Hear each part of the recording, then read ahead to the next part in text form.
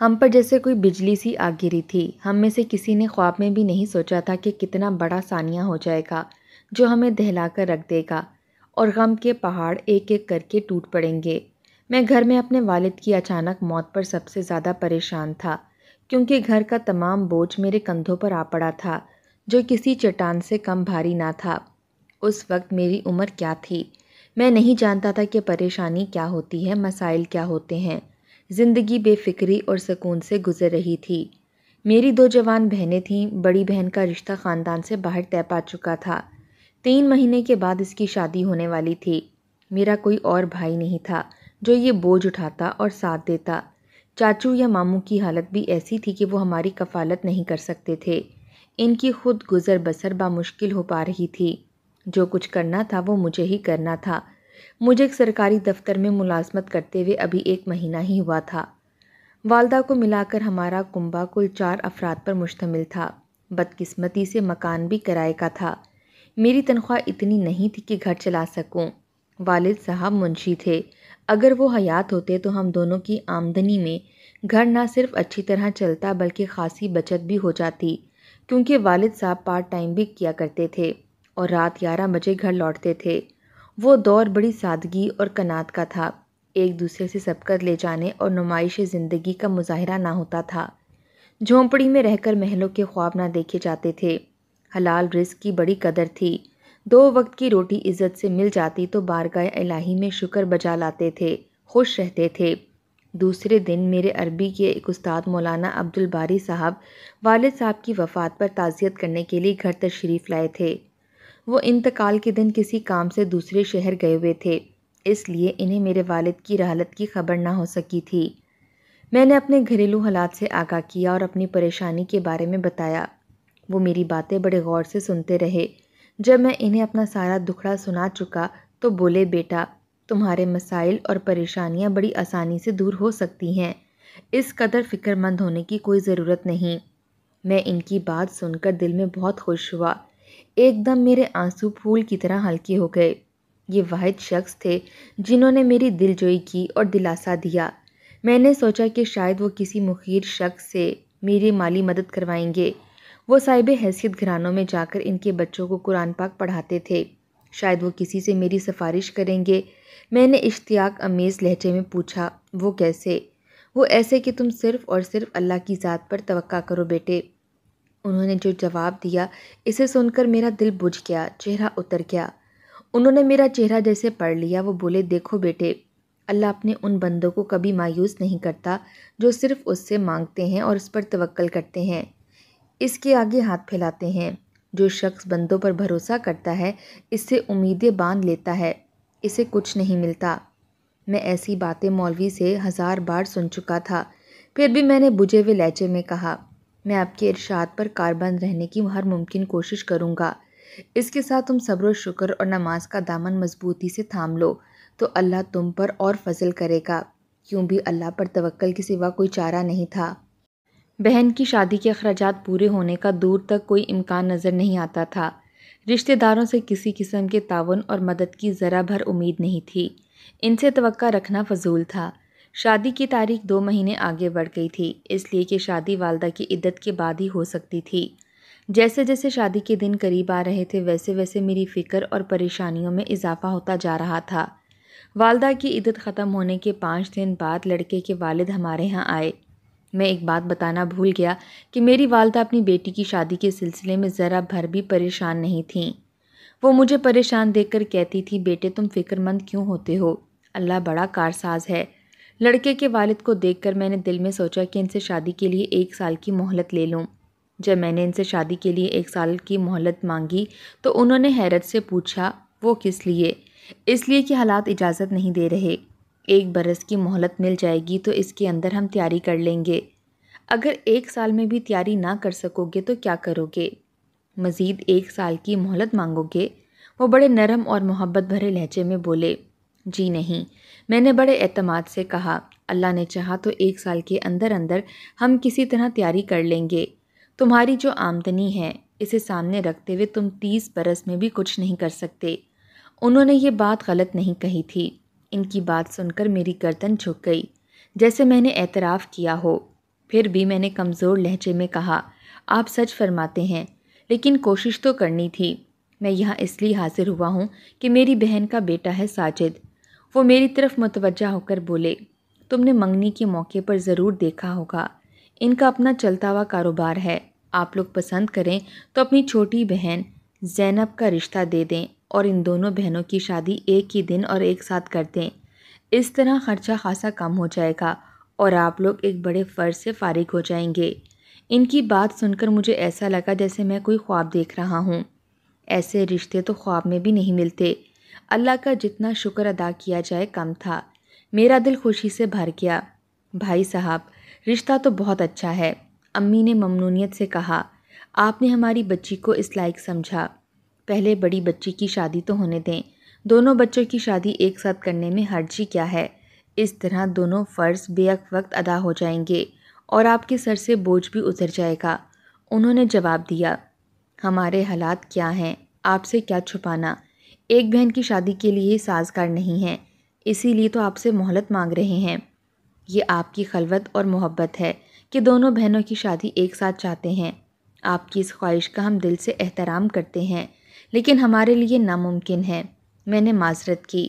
مجھے اس بات کا اندازہ ہے کہ آپ لوگ کن حالات سے دوچار ہیں، لیکن آپ شادی کی حالات کی بالکل فکر نہ کریں۔ وہ امی سے کہنے لگے، آپ دونوں بچیوں کو ایک جوڑے میں رخصت کر دیں تو مجھے کوئی اعتراض نہ ہوگا، لیکن میں جانتا ہوں کہ دنیا والوں کی خاطر کچھ نہ کچھ کرنا پڑتا ہے۔ دیکھیں، زینت اور زینب میری بیٹیوں کی طرح ہیں، آپ کے ساتھ میری عزت میں ہے۔ میں 5 لاکھ ساتھ لایا ہوں، دونوں بچیوں کی شادی کے لیے دے رہا ہوں، لیکن اس بات کی بھنک میرے گھر کے کسی فرد کو نہ پڑے اور نہ ہی آپ کے رشتہ داروں کو اس بات کا علم ہو۔ یہ راز ہم تینوں کے درمیان رہے گا۔ کل میری بہن اور بھانجیاں آ کر زینب کی بات پکی کر جائیں گی۔ اتنا کہہ کر انہوں نے ایک لفافہ میری طرف بڑھایا جس میں رقم موجود تھی۔ ان کے جانے کے بعد میری والدہ پھوٹ پھوٹ کر رونے لگیں اور ان کی آنکھوں سے آنسو کی جھڑی لگ گئی۔ میں بھی اس قدر متاثر اور جذباتی ہوا تھا کہ میری آنکھوں سے آنسو سیلاب کی مانند بہنے لگے۔ رب العزت نے جو سبب بنایا تھا اس کے بارے میں خواب و خیال میں بھی نہیں سوچا تھا۔ اللہ نے ہمیں اس بہانے سے نوازا تھا کیونکہ ہم نے صرف اور صرف اللہ کی ذات پر بھروسہ کیا تھا۔ اس روز سے اللہ کی ذات پر مکمل یقین ہو گیا۔ عبدالباری صاحب جب بھی ملتے یہی کہتے کہ اللہ تعالیٰ کی ذات پر جو یقین رکھتا ہے وہ اسے کبھی مایوس نہیں کرتا۔ میں نے سوچا کہ انہیں بتا دوں کہ زینب اور زینت کے سسرال والوں نے ہماری اس طرح مدد کی ہے کہ دوسرے ہاتھ کو خبر تک نہیں، لیکن معاملہ چونکہ رازداری کا تھا اس لیے چاہتے ہوئے بھی میں نہیں بتا سکا۔ بہنوں کی شادی کے بعد میری زندگی میں اور بھی واقعات پیش آئے۔ میری راہ میں مشکلات بھی پیش آئیں، چونکہ میں نے ہر قسم کے حالات میں اللہ پر بھروسہ کرنا سیکھ لیا تھا، اس لیے اللہ نے کبھی مایوس نہیں کیا۔ وہ بے شک بڑا مشکل کشا ہے۔ بہنوں کی شادی کے کوئی 1 برس بعد پاکستان وجود میں آیا۔ پاکستان بننے کے 1 برس بعد میں نے اپنی والدہ کے ساتھ کراچی شہر میں سکونت اختیار کر لی۔ میں بے سر و سامانی کی حالت میں پاکستان آیا تھا۔ کچھ دن ایک رشتہ دار کے ہاں رہا، پھر میں نے ایک مکان کرائے پر لے لیا۔ چونکہ میرے پاس ہندوستان میں ملازمت کا تجربہ تھا اس لیے سرکاری ملازمت مل گئی اور میں نے ایک دور کے رشتہ دار لڑکی سے شادی کر لی۔ دیکھتے دیکھتے 40 برس بیت گئے۔ میرے سامنے لوگ کیا سے کیا بن گئے، مگر میں ایک سرکاری ملازم ہی رہا۔ میں نے ریٹائرمنٹ کے بعد ایک نجی دفتر میں ملازمت کر لی۔ میرے دوست احباب اور رشتہ دار تانے دیتے کہ تم جس محکمے میں ہو چاہو تو رشوت سے نہ صرف اپنا گھر بنا لیتے بلکہ عیش کی زندگی گزار سکتے تھے۔ میں لوگوں کے تانے سن کر مسکرا دیتا، پھر ان سے کہتا کہ اس میں شاید اللہ کی کوئی مصلحت پوشیدہ ہے۔ میں جو ہوں جیسا ہوں خوش ہوں۔ اس نے مجھے ضمیر کی دولت عطا کی ہے، اس کا لاکھ لاکھ شکر ہے کہ اس نے عزت و آبرو سے رکھا ہے۔ کوئی مجھ پر انگلی نہیں اٹھا سکتا۔ اس نے مجھے کسی شخص کا محتاج نہیں بنایا، میں صرف اس کا محتاج ہوں۔ مجھے اس کی ذات پر پکا یقین ہے کہ وہ میرے بچوں کی زندگی تابناک بنا دے گا۔ میری 2 لڑکیاں اور 1 لڑکا تھا۔ میری بیوی عابدہ صرف نام کی عابدہ نہ تھی، وہ ایک سگڑ اور کفایتشار بیوی تھی۔ اس کی قناعت پسندی کی وجہ سے گھر چل رہا تھا۔ وہ لڑکیوں کی شادی کے خیال سے فکر مند اور پریشان ہو جاتی تھی۔ میری لڑکیوں کے لیے رشتوں کی کوئی کمی نہ تھی، وہ بہت خوبصورت اور پرکشش تھیں۔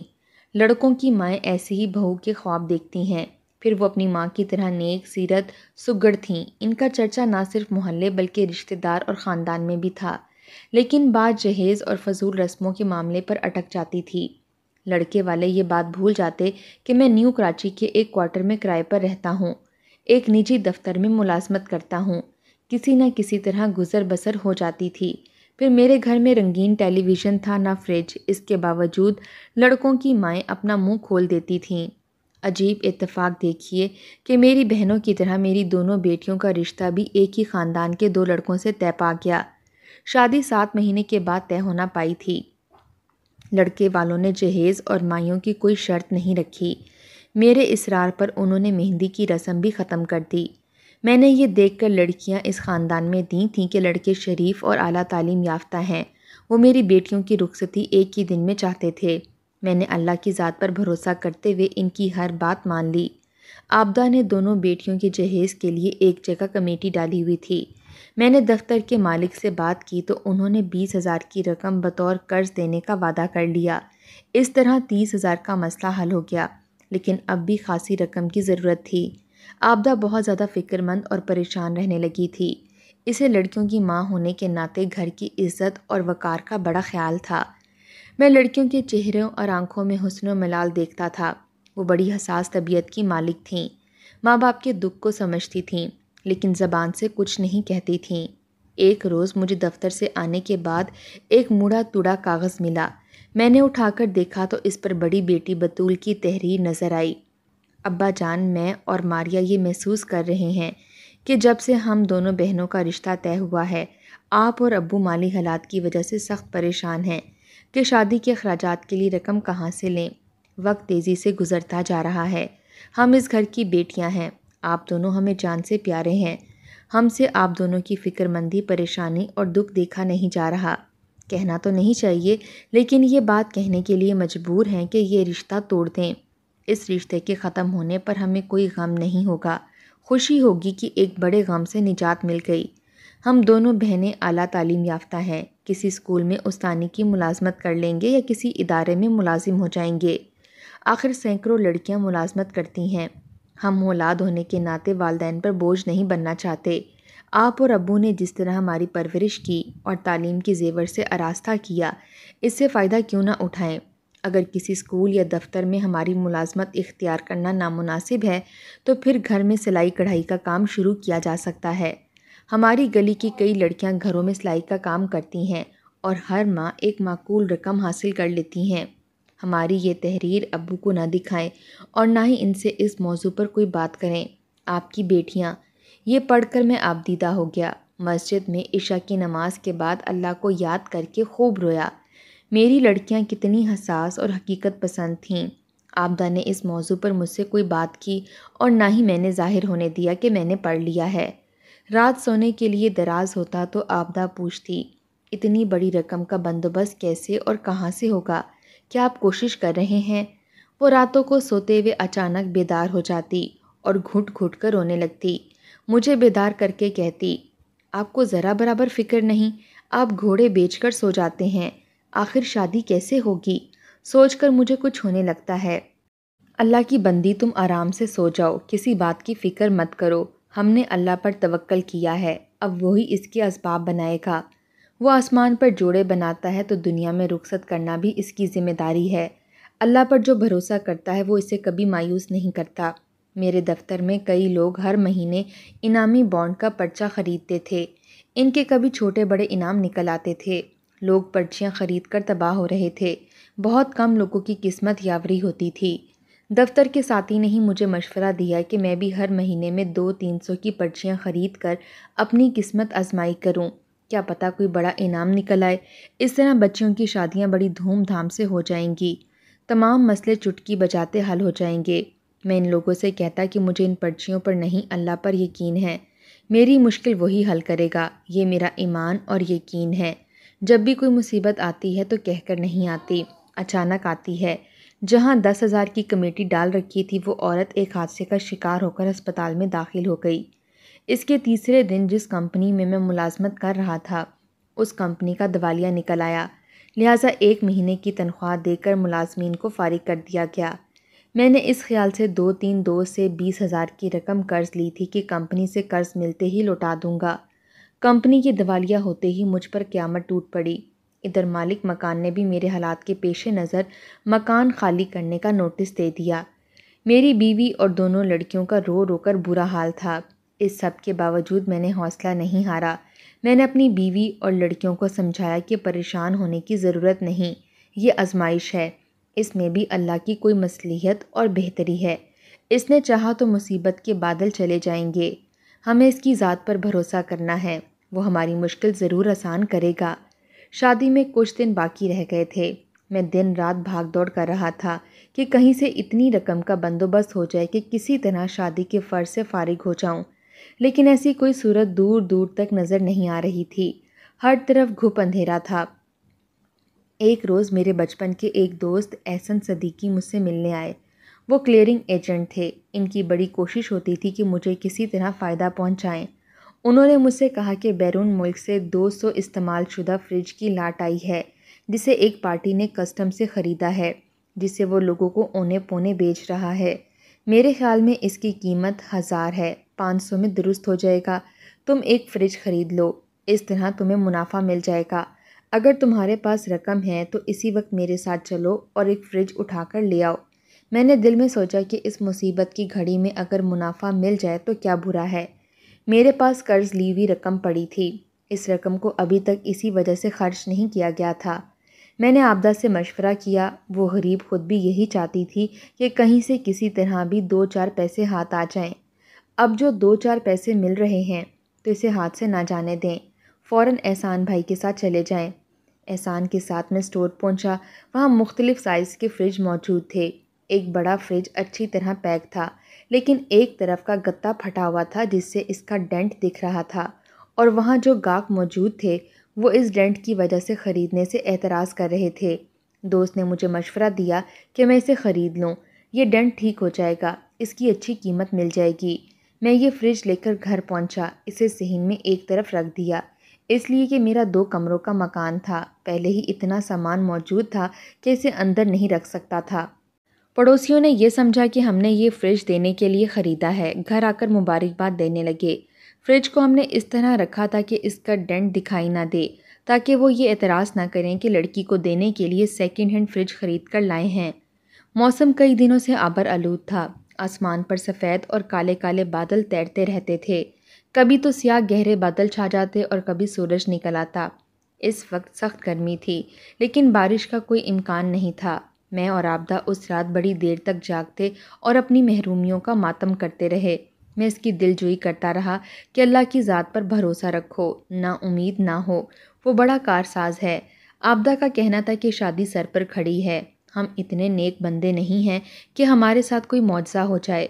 ہم گہری نیند کی آغوش میں تھے۔ اچانک عابدہ نے مجھے جھنجھوڑ کر جگا دیا۔ اس وقت رات کے 3 بج رہے تھے۔ میں نے اس کا چہرہ دیکھا تو اچھل پڑا، ایسا لگ رہا تھا جیسے گھر میں چور گھس آئے ہوں۔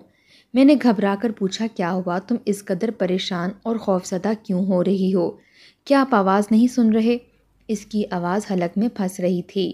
بارش کی آواز؟ دیکھیں کیسی موسلا دھار بارش ہو رہی ہے۔